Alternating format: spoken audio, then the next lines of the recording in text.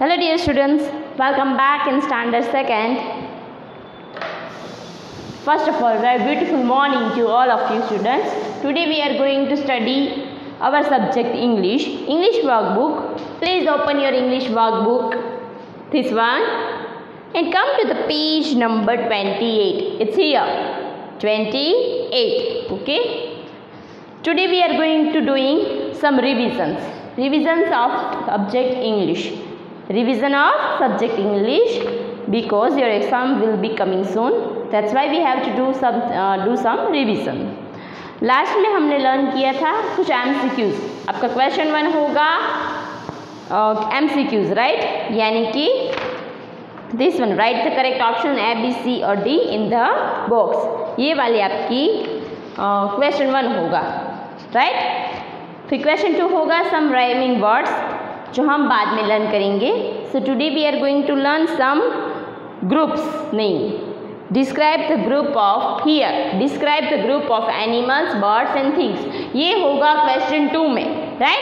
Question 2 में ये सारे क्वेश्चंस अवेलेबल होंगे. आपको क्या होगा करना होगा स्टूडेंट्स, आपको डिस्क्राइब करना है कि किसी बर्ड्स का झुंड है तो उसे आप इंग्लिश में क्या बोलोगे. यहाँ पर फॉर एन एग्जाम्पल हमें दिया गया है फर्स्ट वन. यहाँ पर दिया गया है 3 शेर है, यानी कि शेरों का झुंड है, राइट. एक से ज्यादा है, इसे बोलते हैं शेरों का झुंड.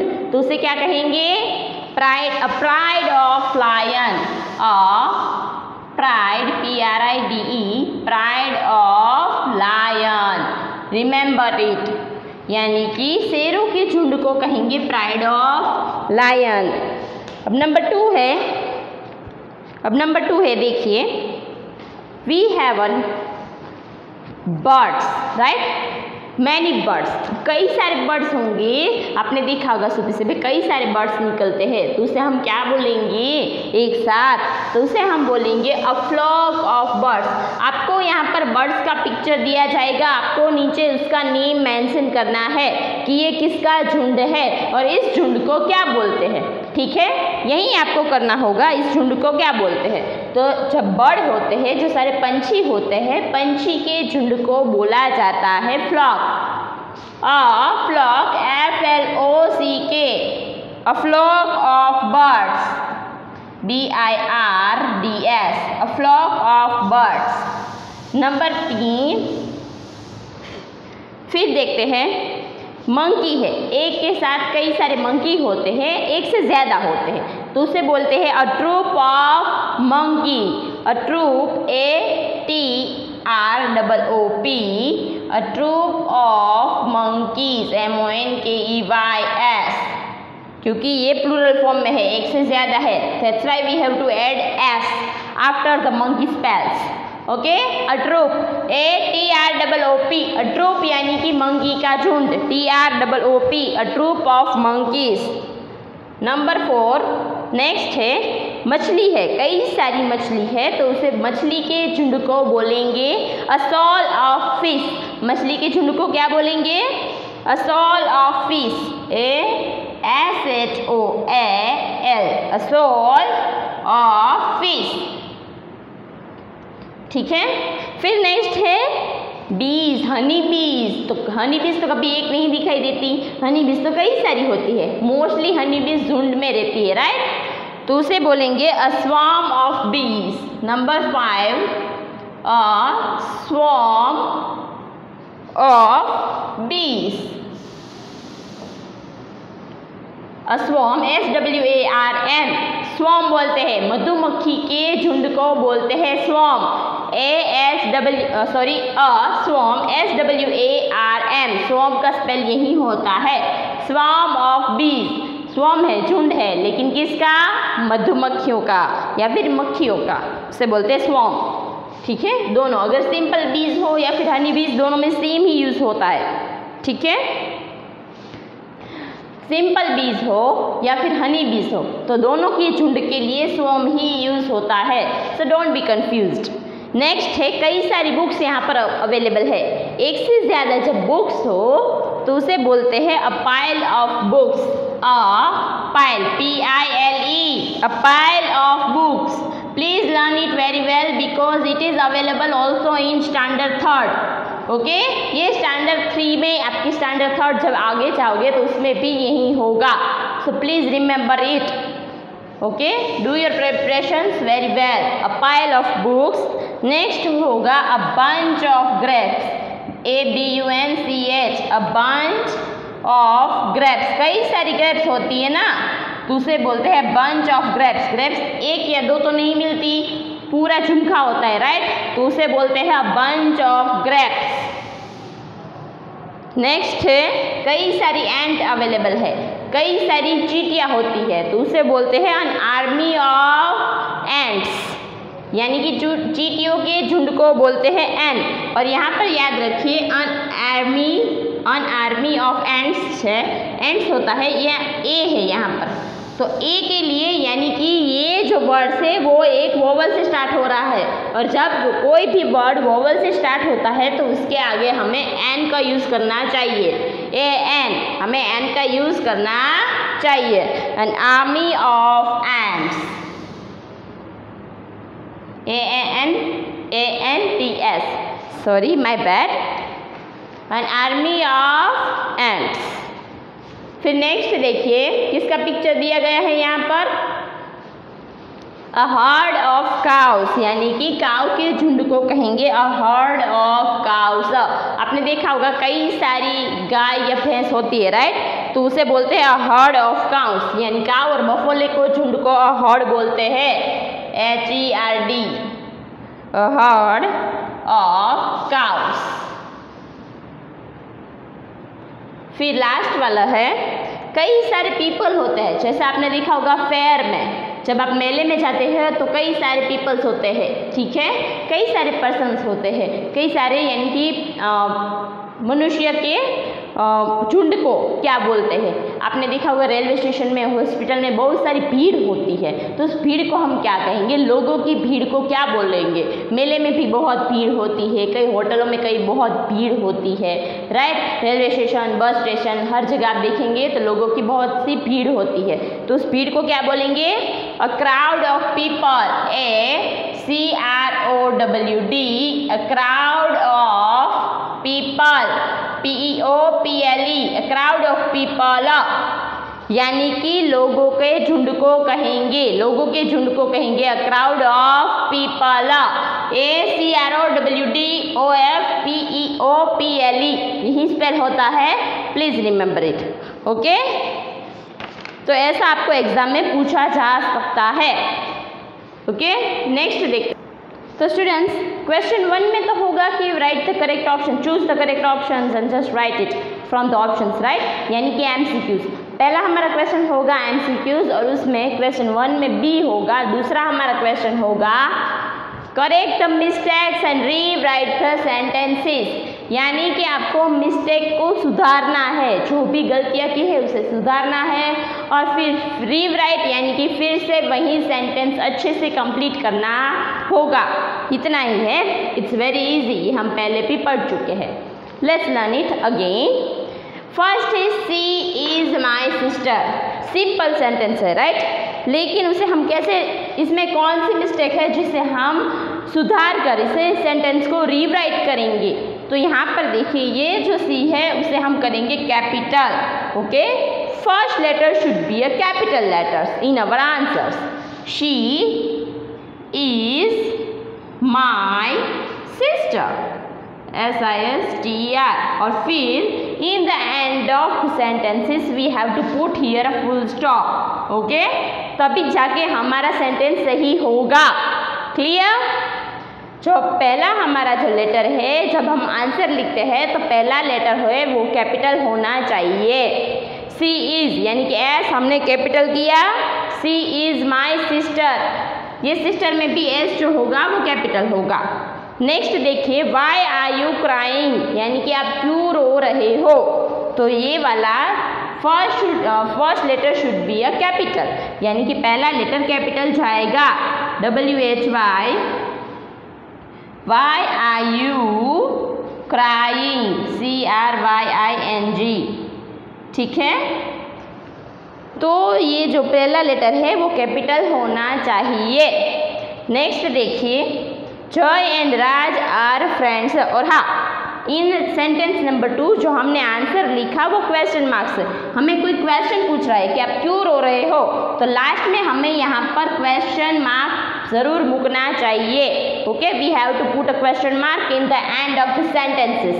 Okay, because it's starting with W, यानी कि it's starting with a question word. Why, what, where, ये सारे क्वेश्चन वर्ड्स है जो कि आपको कुछ सवाल पूछना चाहते हैं, सवाल पूछ रहे हैं, इसीलिए हमें सेंटेंस के एंड में हम क्वेश्चन मार्क रखेंगे। ठीक है, नेक्स्ट देखिए, Joy and Raj are friends, यानी कि यहाँ पर दो नेम है, जॉय एंड राज, राइट। तो यहाँ पर प्रॉपर नाउन है और proper noun should be a capital. Proper noun should, we have to write as proper noun in a capital letter. यहाँ पर जय है जो कि जे जो होगा वो कैपिटल होगा। जय एंड राज भी प्रॉपर नाउन में आता है, राइट। और प्रॉपर नाउन में जो वर्ड होता है उसका पहला लेटर कैपिटल होता है, राइट, ये आपको पता होगा। तो ये राज है, इसमें आर जो है वो कैपिटल रहेगा। Jay and Raj are friends, FRIENDS, friends.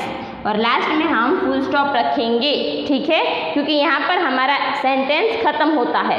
So that's why we have to put here full stop. फिर नेक्स्ट देखिए, हाउ आर यू, ये एच है, right.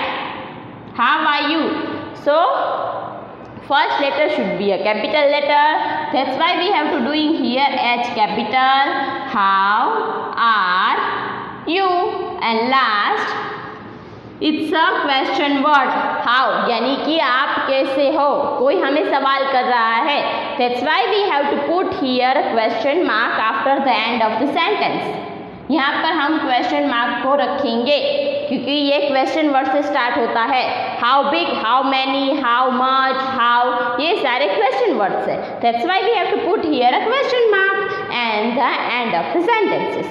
Okay, it's proof that we just finish our sentence. Okay, what do you want, यानी कि आप क्या चाहते हो, ये भी हुआ एक क्वेश्चन सेंटेंसेस, यानी कि कोई हमसे सवाल कर रहा है कि आप क्या चाहते हैं। तो first letter should be a capital, WHAT, what do you. इससे हम ये सारी गलतियों को हम सुधारेंगे और ये वाक्य को हम फिर से लिखेंगे। आपको भी एग्जाम में बिल्कुल यही करना है। जो वाक्य है पहला लेटर होता है उसे आपको कैपिटल में टर्न आउट करना है, जो पहला लेटर होगा उसे आपको कैपिटल में रखना है और फिर लास्ट में आपको फुल स्टॉप या फिर क्वेश्चन मार्क्स लिखना है। Don't forget it. What do you want, बाकी सारा जो सेंटेंस है वो सेम रहेगा। यहाँ पर W जो होगा वही कैपिटल लेटर में होगा और फिर आखिर में हम रखेंगे question mark because it start with a question word. What is a question word? That's why we have to put here a question mark and we just represent our sentences finished. Okay? Next देखिए, that is our school, वो हमारी school है। So first letter should be a capital, THAT, that is our school, SCHOOL, और last में we have to put here full stop. We just pretend that we have to finish the sentences. Okay? So that is our school. तो आपको कुछ इस तरह से आपको exam में क्वेश्चन पूछे जाएंगे। ओके, जो नेक्स्ट होगा ये तो हमने खत्म कर लिया। आगे देखते हैं, नेक्स्ट होगा कि आपको आइडेंटिफाई करना है, पिक्चर को आइडेंटिफाई करके उसका नाम रिप्रेजेंट करना है। ओके, नाम मेंशन करना है। Identify the pictures and right it's name, यही होगा आपका एग्जाम में नेक्स्ट क्वेश्चन, यही होगा।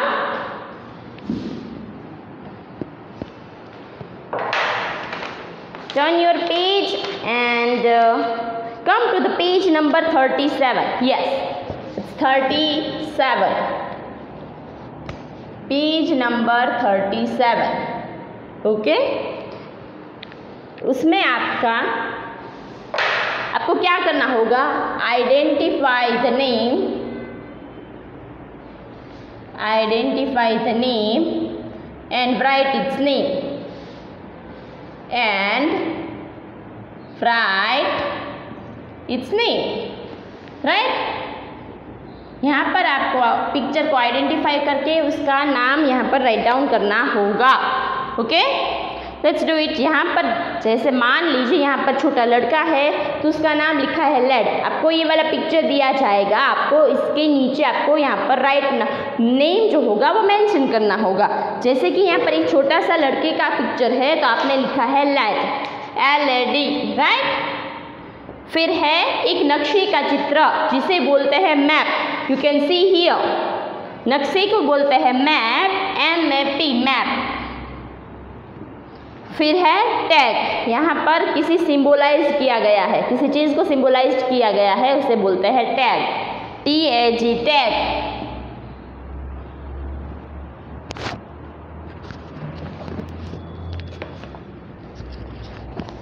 ठीक है।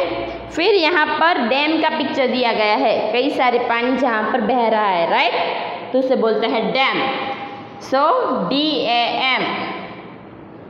नेक्स्ट जो पिक्चर है वो एक सीप है जिसे बोलते हैं रैम। नेक्स्ट पिक्चर है उसे बोलते हैं कैन।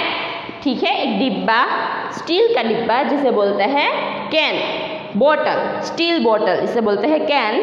फिर है टेबल फैन, यहाँ पर देखिए एक पंखे का चित्र है, टेबल फैन का पिक्चर है तो उसे बोलेंगे फैन, FAN। फिर है बैट, BAT, बैट का पिक्चर है। फिर है पैन का, जिस पर आप फ्राई करते हो, कई सारी चीज़ें बनाते हो, जैसे डोसा बनाते हो, रोटी पकाते हो, उसे बोलते हैं पैन। ये वाला था बैट, BAT, बैट। ये है फैन, FAN, फैन। ये है पैन, PAN, पैन। और ये है कैट का पिक्चर तो उसे बोलते हैं cat, CAT, cat. Next picture है आपके स्कूल बैग का, उसे बोलते हैं बैग, BAG। फिर है एक नल का पिक्चर जिसे बोलते हैं टैप।